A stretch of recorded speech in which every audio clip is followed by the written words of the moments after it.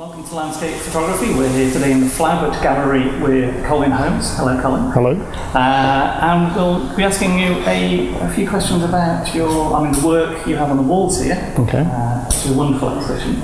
And also about how you got into photography and your working practices. Okay. So the first question is why the exhibition now? Well, Dalal and I, the gallery owner, we discussed it probably about 2 or 3 months ago, and it's getting to that point pretty much to the month that I started my photography about 15 years ago. So we've called it a 15-year retrospective, and the images probably don't go back as far as 15 years ago, because I think it probably took me 4 or 5 years before I felt I was producing something that actually justified showing anywhere. But so I think the earliest print here is probably about 2007, I think.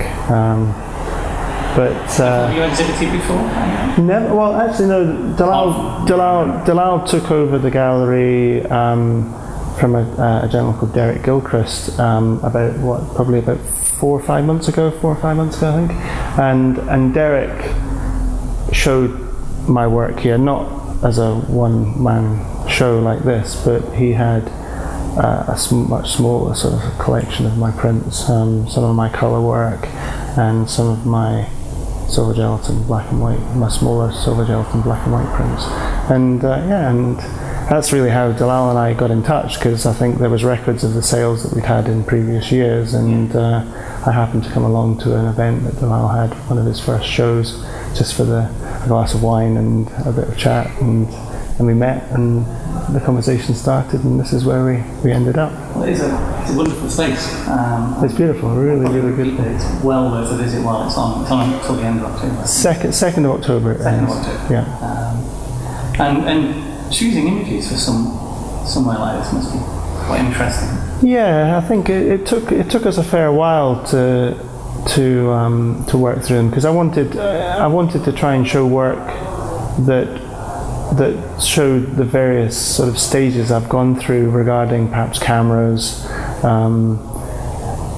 primarily cameras. As years have gone by, I've very much been into large format photography, and it's in the 5.7. Yeah, and so there's some 5x7 work. There's one image that was actually taken on an 11 by 14 inch camera that I used to have, with a tiny little Protar V wide angle lens, which I think was dated something like 1890 or something. The majority of the work's probably shot on a Hasselblad, and there's some of my more, in fact the two behind us here, that's some of my more recent digital work. So I've never really felt the need to stick with one particular type of camera over the years. I think most photographers sort of change their mood from time to time, and I've always been quite keen to let that just flow. And camera medium is probably the biggest changing thing. Especially nowadays. Yeah, especially nowadays. But as you'll know, I'm sure from years ago, following magazines, things like Pentax 6.7 and 5x4, they were the sort of staple cameras that most landscape photographers used, and that's what I learned my sort of craft on, although I tended to work towards square format, so like Mamiya 220s and 330s in the early days, and then when I could afford it, a Hasselblad. So where did all that start? It's 15 years. Yeah, so that puts it in just the turn of... I started life years ago when I first left school as a trainee interior designer. I worked mainly in retail interiors, and so I was always very creative. I did art at school. Always really loved black and white photography. It was something, if I saw black and white photographs, in IKEA or Habitat or something like that, it always appealed to me, but never really thought even remotely about the idea of taking them myself. And so my life sort of gradually sort of worked through that career, and I left and ended up going into more of a sales type role, and then became a rep and did that for about 5 or 6 years, and just gradually got to the point where I just hated it. This was in Edinburgh as well? Well, it was in Scotland. I mean, the sales roles I had generally were sort of territory sales roles, so I travelled across the country and worked from home. But my father got incredibly ill, and eventually he passed away. He died of cancer, and that was kind of a life-changing moment for me. And just sort of about 3 or 4 months before he died, I bought my first sort of decent camera. It was a Nikon 301, I think it was. Mainly because there was money burning a hole in my pocket, and I just thought I would buy a camera, and I bought this camera, and then decided, I think I bought a camera magazine in some newsagent next door to where the camera shop was. It was up in Perth, I remember, and saw an article, I think it was on in Rannoch Moor. I can't remember who, I think it might have been Lee Frost actually that wrote the article, but anyway, I found this article, and it gave you directions on how to find the different locations. And so I decided that weekend that I would jump in my car, and no tripod, just this 50mm lens on a Nikon 301, and I've still got the rolls of film that I shot now actually, and I came back, and that was me. I was completely hooked. And then quite quickly I bought my first Mamiya 220 because I really liked the square format. I bought books by people like Charlie Waite, Michael Kenner, both who shoot square format, and always liked, not just black and white but colour work as well. I know some of Charlie's early stuff was fantastic. So the square was a conscious choice. Is that because of the square, or just something that the square you mean? Yeah. I think it was influences, but for some reason I just really liked the square. I think I saw it as being a really artistic way of seeing a photograph. It was a bit quirky, a bit different from what I'd always, up to that point, a photograph had always been a rectangle to me. I'd never really sort of thought of it as a square. So it just seemed to sit quite well with me. So I bought this old Mamiya 220 and a 55mm lens, which worked very well. It had its limitations, but shot a couple of quite decent images on it. I remember one was the Buchel, which was a sort of location I stole from Colin Pryor. I think he did this sort of memorable panoramic image of the river and the Buchel behind, and I found that location and shot a sort of square format version of that, and I remember shooting a really sort of atmospheric shot of Elendon Castle one morning after there'd been a really heavy snowfall, and there was all this perfect sort of snow in the foreground, and the castle had snow on the roof, and basically those two photographs really kind of got me started. Was this in colour at the time? No, well actually I shot them both in colour, and I think that's quite an interesting sort of thing to maybe mention as well. I remember I shot a number of shots, all on colour slide. It was probably Velvy, I think, at the time, and had them all scanned at a local lab. I bought a printer, an Epson 1290 printer, because I wanted to do my own prints right from the very start, and I remember I got a copy of Photoshop LE with it, and I can remember you couldn't do anything in 16-bit. It was all 8-bit, and anyway, I did basically learn my early days of Photoshop using that program, and edited these pictures and made colour prints, and I had always already had the idea that I wanted to try and sell them in some way, and spent a few weeks going around with these. I think it was about half a dozen prints I had. I got a framer up in Kelty, which was quite near. Where was this? Peter Dodds was his name. He still exists now. The framer's still there, but he was a local framer. And taking these around Perth? Well, no, I mean I took them all over the place. I mean, sort of Edinburgh. I did have customers in Perth. There was a couple of customers that sold them quite successfully in Perth. But I'm trying to think. I had a place in Dundee. I sort of travelled across the west coast, but the Elin Donnan shot really kind of got me going, because I kind of decided about 3 months after my father died, which was in the March. I bought my camera in the October.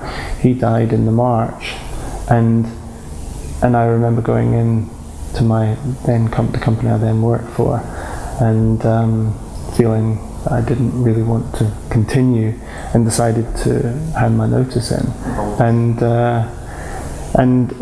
just sort of started travelling around selling the prints, and didn't really have a huge amount of success to start with. And then I think I saw an article on converting colour images to black and white in Photoshop, so I read it in a magazine or somewhere, and this is certainly pre-internet days. And so I took each of these 6 images and made them into black and white, and then took them back out again, and instantly had so much more success selling them. The Eel and Donna one in particular, I mean, to give you a bit of background, when I first started, obviously I wasn't making a lot of money, but I had spent many years playing golf up at St Andrews. I'd been a member there for probably 12 years or so. So I got to know the old course and all the courses really quite well, and knew a lot of the caddies. And so when I decided when I was planning my exit, I thought, well, I need to make some money. So I'd actually arranged to become a part-time caddy on the old course. So for the first couple of years, I did that to basically keep some money coming in. 2 or 3 days a week, and the rest of the time I spent with the photography. But I went up to the Eel and Don gift shop with this shot that I'd taken, and there was a lady there, I can't remember her name, I think it was Mary, a really lovely lady. I think she's well retired now. And she really liked the photograph, and I got on great with her, and so she agreed to take it on, and sold it very, very successfully for about 3 or 4 years. And if it wasn't for that one image, I don't think I really would have got the business off the ground. So I've got a lot to thank that image now. I look at it now, and I don't even ever show it anymore, because I look at it and technically it's just dreadful. It's sharpened with an inch of its life, and and I mean, it is a great picture. I love it for so many different reasons, but I can't remember the last time I actually did a print of it and put it on the wall somewhere. Maybe I should, but so that was kind of the beginnings. That's a big step, going from what I presume was a reasonably well-paying job to everything. It was, but I was incredibly unhappy in my life. And were you retailing them to any tourist locations? The prints, you mean? Yeah. Well, I mean, the kind of customer that I felt, I ended up with about 30 different gift shop stroke gallery stroke sort of tourist shops. It was that kind of place that sold the work, and I used an A3, the 1290, and then eventually I think I got a 2100, I think it was, which was the first sort of archival printer that they brought out, because I can remember getting myself into a lot of sticky situations with the 1290, because quite quickly they would turn from a lovely sort of sepia colour into a sort of strange green colour, because the red just obviously faded away. So I ended up, that gave me a few problems in the early days, but the 2100 fixed that. And I just used to make the prints on matte paper back then, and then I'd go to Peter, the framer, and we had this sort of standard mount that he cut for me. It was a double sort of mount, and square, I presume. Well, pretty much, And I mean, the trouble with the 1290 and an A3 Plus is I think it's about 13 inches by 19, I think. So you're restricted. So I remember I used to make the prints as big as I possibly could on the page with just a tiny little bit either side, and then Peter would make like a double mount, so that there was still so it kind of made it look a bit bigger. But so I travelled around and taking photographs while you're travelling. Yeah, well, I mean, that was the whole beauty. That was the beauty of it, really. And I also had some cards printed. I think I had about 9 different cards printed, in quite large ones, so people bought them with a view to being able to frame them, and had a reasonable success. I've been told by a few people that card sales are actually quite a good way of making money. I still have cards now to this day, and sell them in my own place. So where did that go? You started off, you're travelling around, selling prints and taking photographs, like a nomadic landscape photographer? Yeah, a little bit. I mean, I had my own flat, worked from home, I built a dark room, and I suppose, I don't know, I just gradually evolved, I suppose, as a photographer, and my work hopefully got better and my contacts grew, and I ended up, I suppose, just selling more and more work. But I also did a little bit of magazine work for a spell of about maybe 2 or 3 years. I did quite a lot of work for Practical Photography magazine, had quite a few front covers on their magazine, which was nice. Well, there's a step from there to, you have a gallery, and it looks a beautiful gallery. Yeah, I made the step into having my own gallery about the first sort of proper gallery I had was back in about 2008, I think, and I opened a sort of gallery studio in a place called Couros over in Fife, and I ran that for about 4 years. But if I'm being honest, it was very much an uphill struggle. I totally loved it. It was a beautiful place to live, but it was busy-ish in the summer. Maybe for 1 month it was really busy, but the long cold winters really kind of took their toll, and eventually I had to pull the plug on it, and then I moved to Edinburgh and worked from I shared a studio with another photographer who kindly gave me space. And there was a bit of a strange time, really. I kind of lost my way a little bit, I think, when I was in the studio. I didn't really do a hell of a lot of selling. I think the years that I spent in Couros, I kind of took my eye off the ball as far as the customer base that I had to start with, and sort of focused very much on the gallery. And that 4 years, I think the market changed quite a bit as well. I think when I first started selling my prints, there was very few photographers. Is this mid-2000s? Yeah. Well, no, I opened the gallery in Couros in about 2008. So it was probably about 2012. 2011 that I sort of closed it and came to Edinburgh. The financial crisis probably didn't help. Yeah. I mean, there's various excuses I suppose you can create for yourself, but for one reason or another, it was a bit of a lean time for me, but I got through it. I mean, still had a fair bit of success. Did a fair amount of commercial work actually in that period. Because I had contacts in retail interiors, I managed to pick up a fair bit of work doing retail commercial interior photography, and that kind of kept me going. But then the photographer who had the studio, he decided he was going to retire, decided he was going to sell the studio, and he told me relatively short notice. It was more or less after the Christmas holidays that he decided to do this, and that I pretty much had to move out like within about a month or something, which was fine. But I usually find those kind of situations, they force you into making choices, and you maybe start to look a little bit more heavily into what other options might exist. Sometimes we need a nudge, don't we? Absolutely, and I just happened one day, I think it was about 2 or 3 days after he told me this, what at the time was pretty bad news for me, and I drove past the shop that I've now got as my gallery, and there was this to let sign in the window, and it looked fantastic. It's very small, a lot smaller than this gallery, but it just seemed to look perfect for me, and so I went in and spoke to the guy. We did a deal, and within a week and a half, it was mine. I was up and running again, and been pretty happy ever since. Reasonably well positioned then. It's in a perfect position. I mean, it's in Dundas Street in the new town in Edinburgh, and it's right next to probably the 3 or 4 most highly regarded commercial galleries in Edinburgh. So it's in a perfect location, really.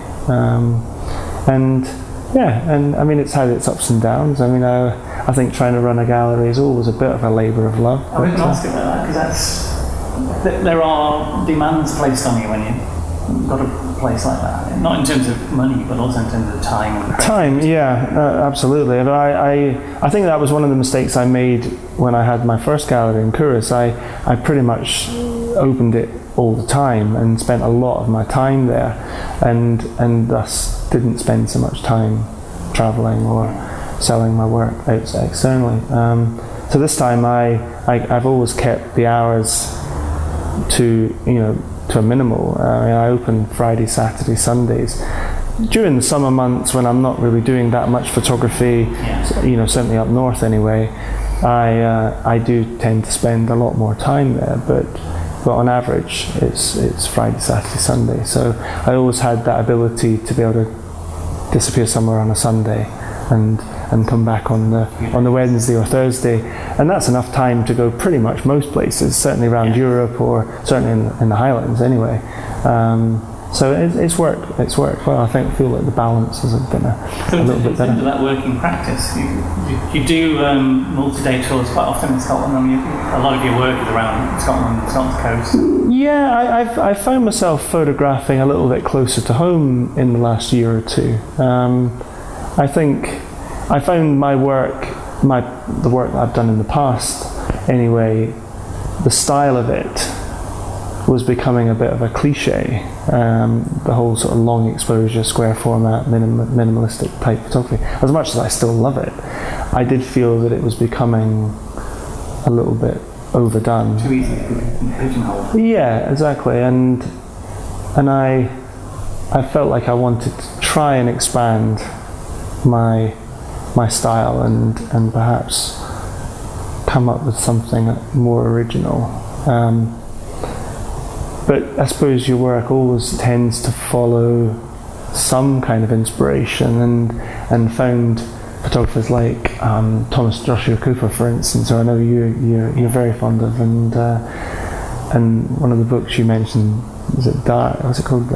Between Dark and Dark. Okay. Yeah, I love that book, and so that style of photography, focusing on rivers and the flow of water through rock, and just looking much closer at the landscape, and also trying to feel something in the location. I think that's one of what I think Thomas Joshua Cooper seems to focus on more than even taking the photograph. It's about the history and perhaps what's happened there in the past, and what great explorers have been there and spent years traveling to and from. So I think I've tried to develop a technique and a style, but used more local subjects. There's a fantastic river that runs through Edinburgh called the Water of Leith that I've spent a huge amount of time photographing, and it's literally just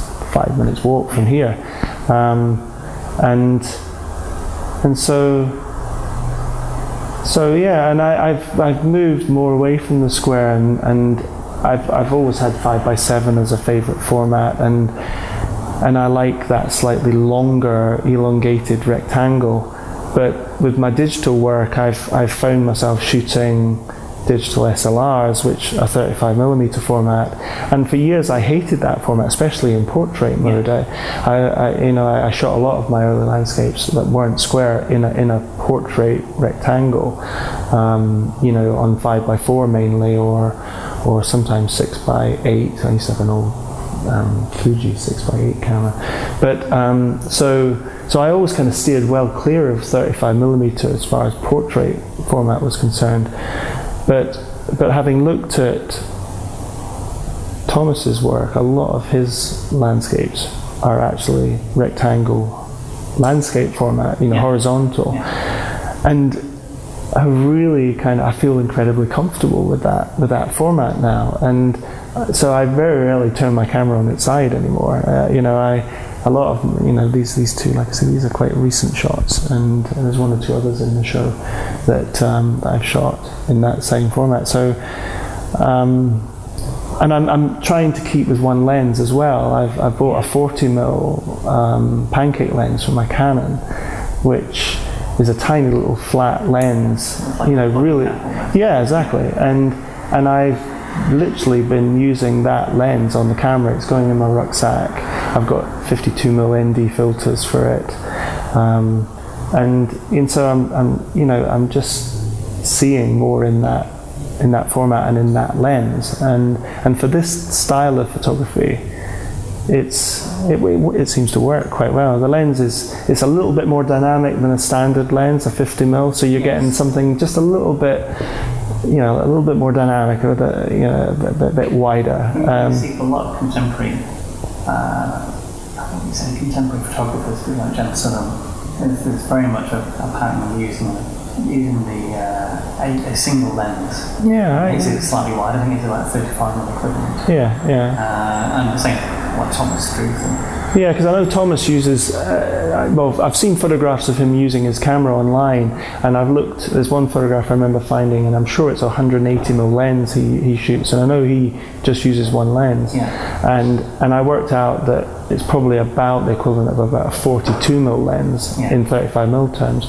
So that was one of the reasons why I chose the 40, because I used to use a 35 quite regularly on other cameras that I had. I had a 35 prime, but I didn't feel I wanted to go that wide. I wanted to have something that was a little bit more of a natural perspective. And I tried this thing out, and it was dirt cheap. I think it was about 120 quid or something like that. And it's unbelievable. It's just dead sharp. You've basically taken that for walks handheld, or thoughts? Yeah, I've done some handheld stuff with it, but not much. I mean, I still use a tripod. Because you're going into even round the Water of Leith, and you're getting down under the trees and in the foliage, and even in the middle of the day, you still would struggle to shoot handheld, and especially if you're trying to stop it down to the f11 or something, you wouldn't be able to. You even on a decent sunny day, it's still probably around about a quarter of a second, or maybe even slower than that. So, but I still like using a tripod. I kind of struggle shooting landscapes on handheld. It just doesn't seem to sit particularly well with me. I shot that one handheld, funnily enough. Yeah, because it was a really sunny day and the sun was just coming through these leaves, which were brand new. It was right at the early part of the summer, when the leaves were really thick and waxy, and so that was handheld. But so would you consider you working on a project in terms of the Leith? Yeah, I mean, it is turning into that, and I think, I'm not a great lover of the concept of projects. I think something maybe evolves, and I don't set off with an idea of doing a body of work. If I start shooting something and I like the subject matter, then it would perhaps evolve into something, a body of work of some kind. So there's two projects that I've used the word project there, but there's two sort of bodies of work that I've focused on in the Edinburgh area. One of them is the Water of Leith, and the other is a private garden, what I've called private gardens. In Edinburgh, there's a number of very exclusive private gardens that you need keys.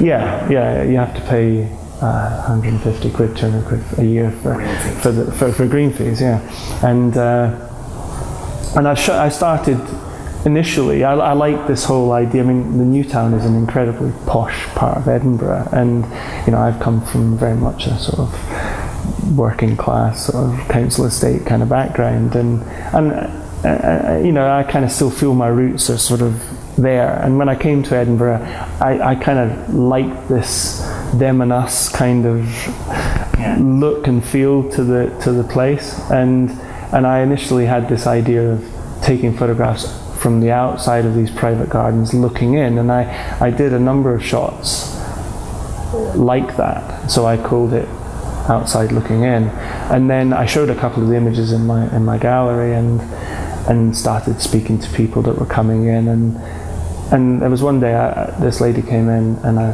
talked to her about the work, and she said, "Oh, I've got a key to Queen Street Gardens or wherever, whichever one it was," and she said, "You'd be more than welcome to have the key." And so I got access to actually get inside one of these gardens. So I then started shooting inside the gardens, but also started shooting from inside the garden, looking out and shooting some of the townhouses and things from inside. So it's kind of it's got a number of sort of angles, but it's so it's been quite an interesting journey. Consistent with, I've noticed from the conversation so far that you've had and still have quite a few different cameras. Oh gosh, yeah. I always find it difficult to get rid of cameras. I can remember knowing numerous camera shops by buying something and then 3 weeks later taking it back and trading it in for something else.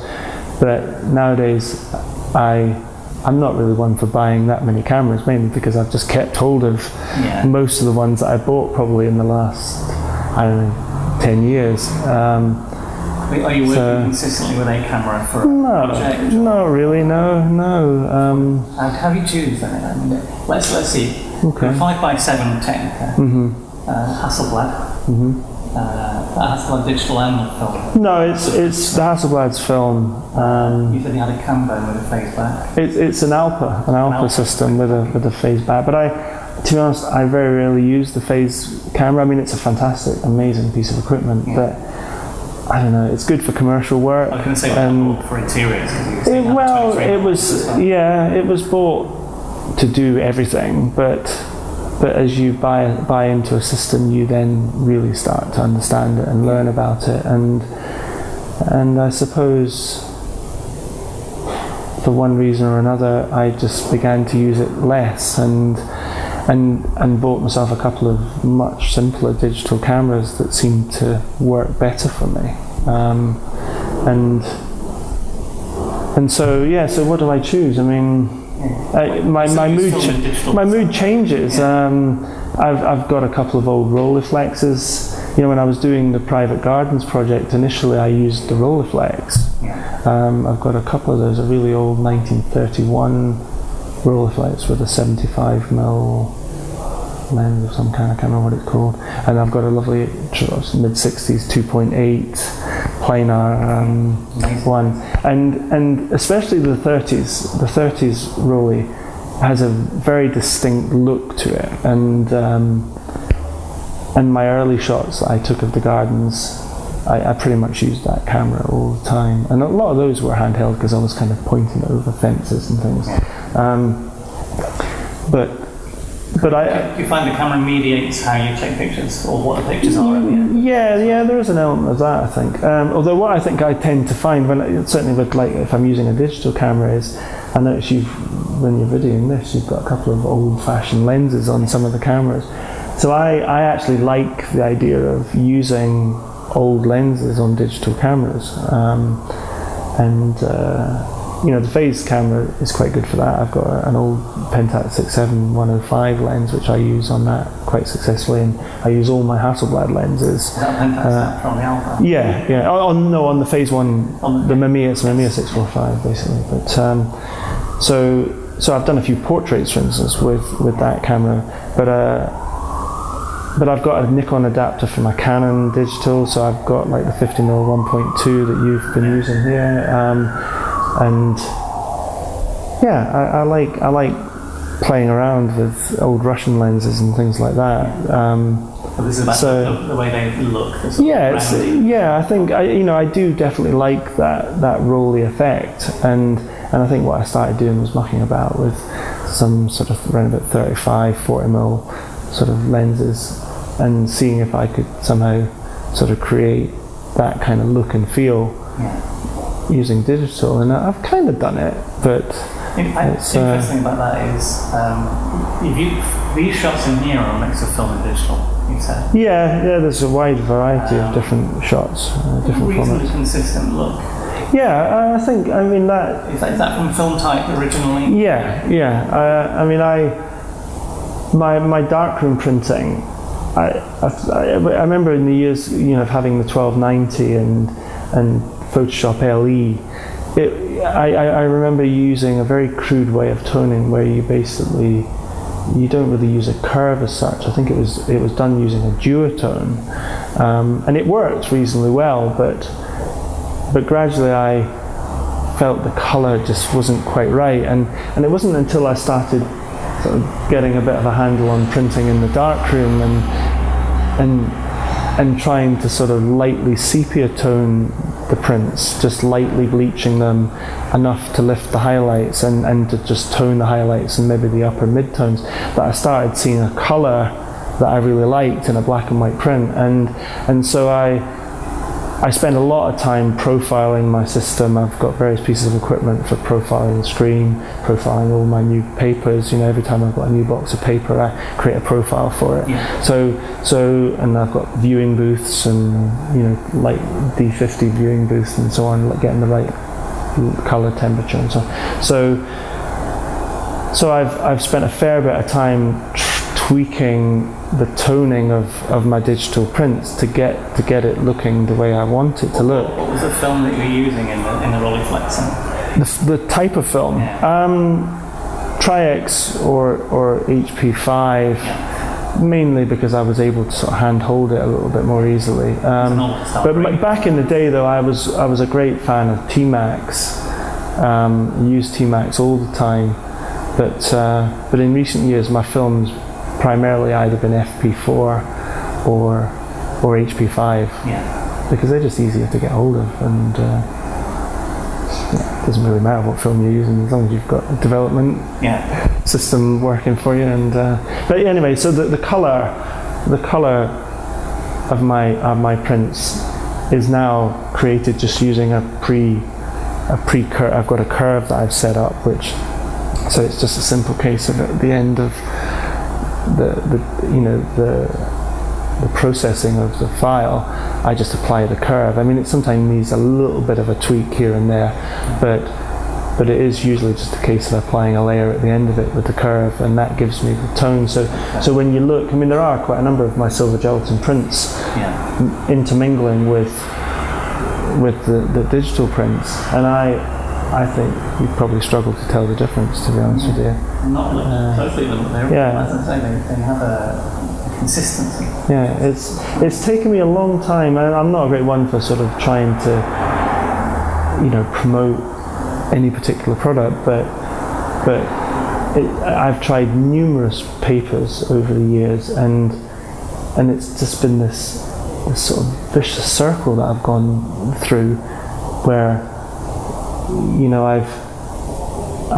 I've wanted to try and shoot digitally and print digitally, but just never felt when I compared them to a darkroom print, there's always been something about it that just didn't work as well.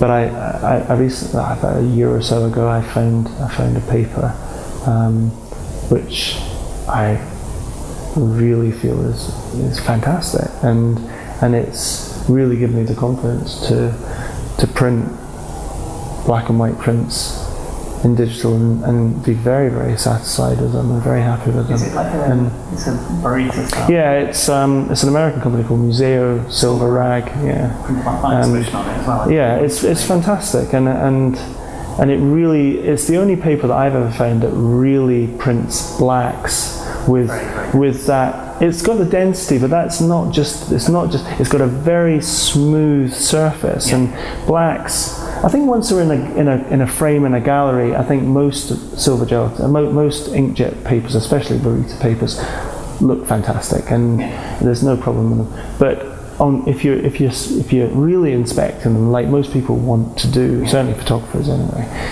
you start to see the imperfections in the blacks, and the surface has a slight sort of degradation, but for some reason this paper just seems to produce this absolutely uniform, smooth, inky black. It's an open black. There's no imperfections in it whatsoever, and you can turn it to the light and it even reflects light in a very, very similar way. And as long as you don't print too bright a white on it, you don't get any meterisms or anything like that. I think that's one of the lessons I've learned in my inkjet printing is you don't really want to produce too bright a white in your prints, because then I think it starts to show the downside of inkjet printing. So most of my prints, like my darkroom prints, tend to have the lightest shades are really quite. Yeah. I'll not use the word dull because that's the wrong word to use, but I think it's a mistake many people make with the black and white pictures is to have absolute blacks and absolute whites. Oh yeah. That's what Ansel Adams wanted, but he didn't really do that. No, I've seen a few Ansel Adams exhibitions, and his whites are nowhere near white. Yeah, it's definitely not. His blacks are black, but his whites are definitely not white. So yeah, it's a valuable lesson to learn, I think. But I think if you get the contrast ratio right in the print, you can still create a high contrast image. Yeah. By having a relatively dense white. It's an impression of white. Yeah, exactly, and it's the relationship of the black and the white. If you've got dark areas next to white or light areas, then the contrast is perceived as being far greater. You said already that Thomas Joshua Cube is an inspiration, and his pictures are incredibly contrasting. Absolutely, and to be honest, I think that is a complete sort of contradiction of what we've just talked about, because his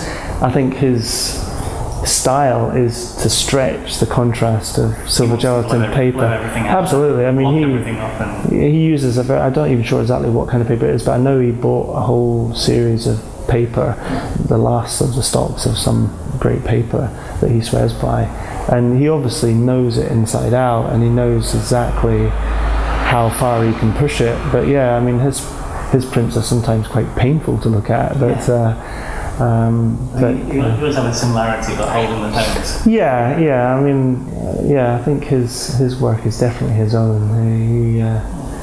He's a character. He is a character. Larger than life. I interviewed him for a few hours earlier this year, which interview still got to come out. Oh, yeah, I look forward to seeing him. I met him once. A friend of mine, Don Stewart, took me to a talk that he did in Dundee once, and actually saw him, and I think I said hi, and that was about it.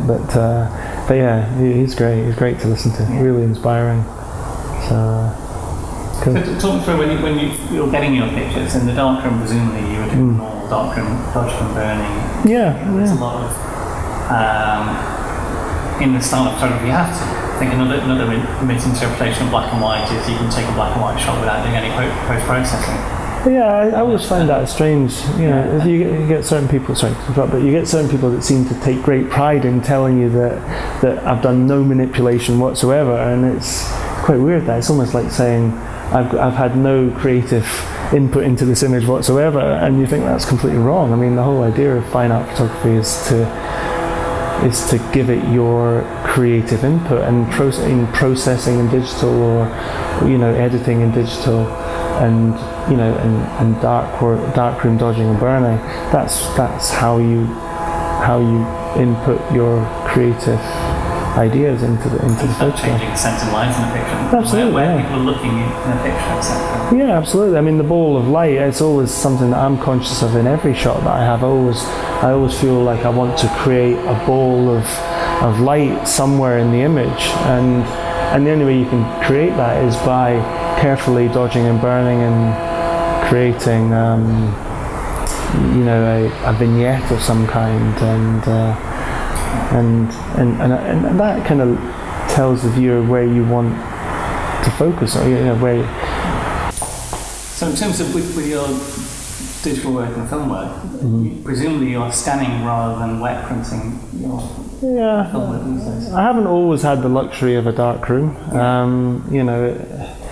You're sometimes in a situation where wherever you're living, or my existing galleries, I have a dark room, but it's actually a toilet. But but it works. But an 8x10 print is realistically as big as I can go. Not that I normally print much bigger than that anyway, but but I right from the start I scanned film. I initially got labs to do it, but decided I wanted to scan my own work as well. Basically, because I got to the stage where I didn't really want any external input into my work at all. I wanted to, apart from the processing of the Velvia, which I didn't do, I always wanted to do everything myself. Yeah. And so scanning there's always been a scanner in my studio, more or less since about a year or two in. Yeah. So. And you mentioned earlier you've got a big drum scanner. Yeah, I've had a few scanners. I think you do a fair bit of scanning yourself, but I think the nicest scanner I've ever had, although saying that, the one that I have now is, I think, on a par quality-wise, but I had a Heidelberg Tango drum scanner, which... Quarter of a ton beast. Yeah, it's massive. And it looks like one of those sort of water things that you get in an office. But so there's a huge learning curve, as I'm sure you'll know. Scanning on a drum scanner requires wet mounting and or oil mounting, and that's not easy. It's scary when you see your own film spinning around. And it was always a problem for me, because with not so much with the slide film, but with black and white film, I wanted to be able to print it in the darkroom, but I also wanted to scan it. Yes.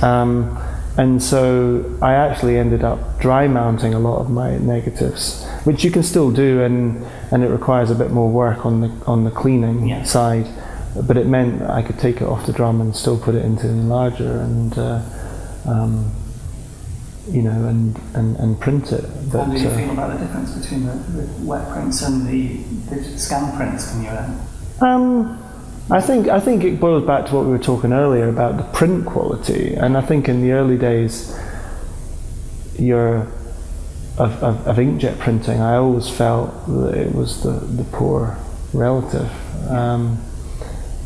But in recent times, that opinion has completely changed. I look at darkroom prints and I still love them, and and just the physical achievement of actually getting one dry mounted and behind glass on a wall is just feels great. But when I look at my recent inkjet prints, I'm going off. Should we wait? When I look at my recent inkjet prints, I really hold them in very high regard. I look at them and I'm proud of them, and when I see an exhibition like this, it's not every day that a photographer gets to see their work in one room, and it's a bit of a milestone for me, because it's a while since I've seen my work in such a big, lovely space like this, and I feel quite enthusiastic, Should we take a look at some of the pictures? By all means, let's do that. No problem.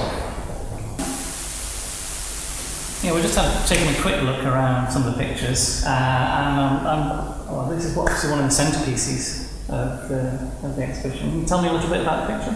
Well, it's the River Findhorn, which is in the north of Scotland. It sort of runs diagonally across the sort of middle part of the Highlands, where the A9 sort of cuts right up from Perth to Dundee, and it comes out in the north in a town called Findhorn. And I mean, this was probably initially inspired by Thomas Joshua Cooper's work, because I've read a few of his books and looked at a lot of his images, and he's done a few shots of Findhorn, and that kind of gave me the idea to go and check it out, and this was one of the shots that I came up with.